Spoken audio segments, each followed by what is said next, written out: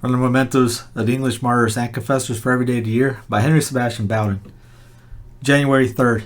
Living Stones. Abbott Feckingham OSB, 1585.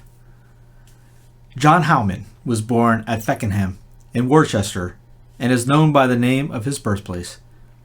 As a Benedictine monk, he became chaplain to Bishop Bonner and was imprisoned in the reign of Edward VI for his defense of the faith.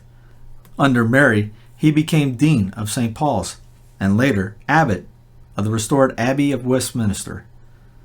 In spite of its late dissolution, he received the Queen on St. Thomas's Eve, December 20th, 1556, with 28 other monks, all men of mature age, the youngest being upwards of 40, and all pious and learned.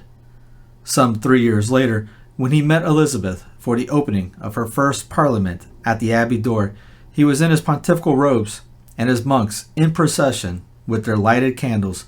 The Queen cried out, "Away with these lights, we see very well."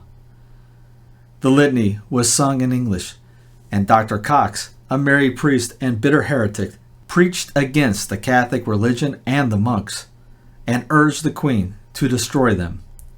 The abbot then knew that his fate was sealed.